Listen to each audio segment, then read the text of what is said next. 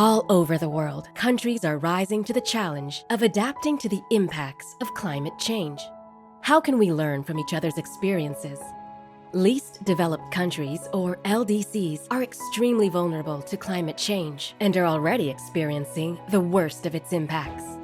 National Adaptation Plans, or NAPs, can be important tools to define adaptation priorities, mobilize funding support, and build long-term resilience. Several LDCs have begun the process of developing NAPs and sectoral NAPs. In the National Adaptation Plan Global Support Program, or NAP GSP, South-South Knowledge Exchange Forum, countries shared their key lessons in planning for adaptation. How have countries built a vision for the NAP process? Formulation of mandate and institutional coordination mechanism.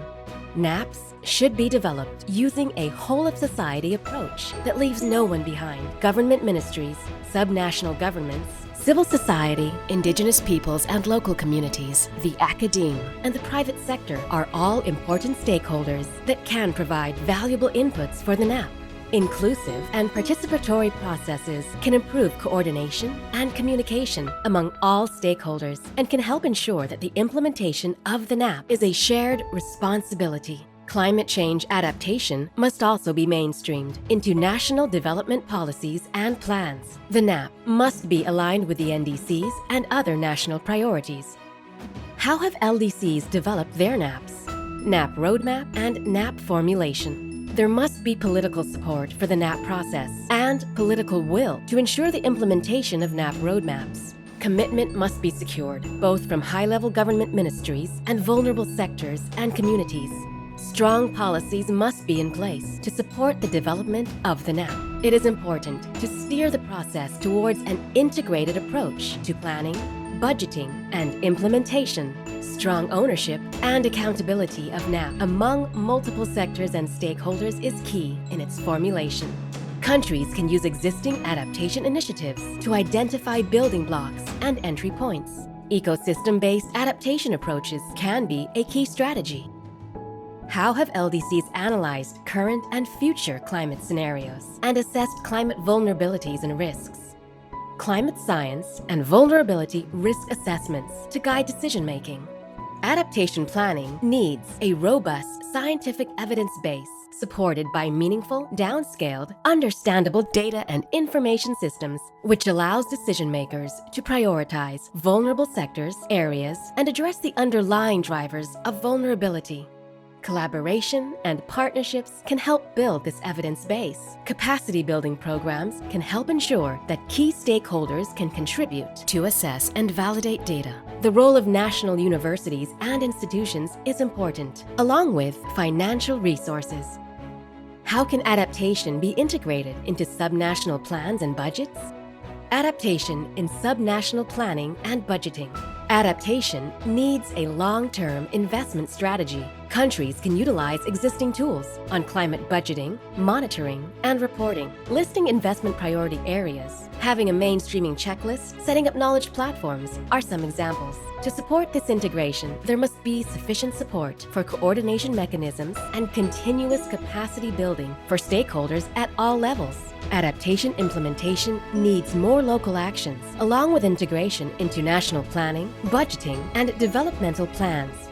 How will adaptation actions be implemented? Developing implementation strategies.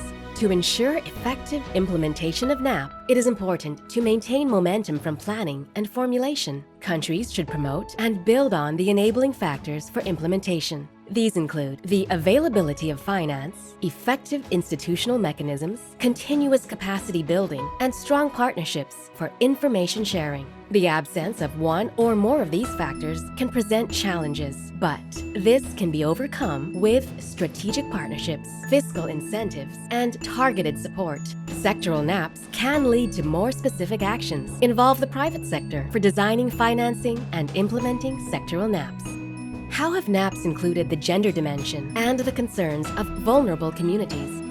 Inclusive approaches. To ensure gender equality and social inclusion, it is important to understand the root causes of discrimination. Intersectional analysis can be valuable tools to build this foundation. This entails a consideration of the interplay between the multiple social and cultural identities that contribute to the differences in access to resources, opportunities, and power. Participatory processes can take time, but it is not possible to develop a NAP without them. Involvement of local and indigenous communities is a must for effective local actions. How have countries mobilized funding to support their NAP process? Mobilizing finance for NAPs. Countries will need financial resources to develop and implement their NAPs. This finance can come from public and private sources and can include national and subnational budgets, bilateral and multilateral development funds, and the private sector support. Public finance can be used as a leverage for larger investments.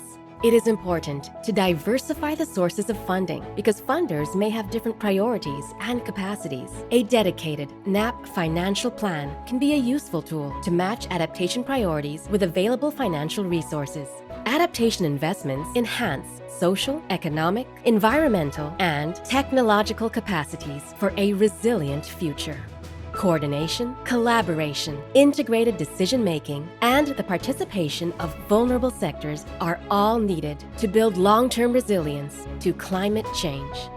While much work remains to mobilize finance and support for adaptation, countries must also work towards mainstreaming adaptation in national development planning. The changing climate can pose serious challenges ahead, but when we create a culture of learning in planning, we are able to see more opportunities and solutions to address our adaptation needs. The NAP process was established in the 16th Conference of the Parties to enable LDCs and other developing countries to formulate and implement NAPs as a means of identifying medium and long-term adaptation needs under the Cancun Adaptation Framework. The NAP GSP was launched to assist LDCs and non-LDCs with their NAPs.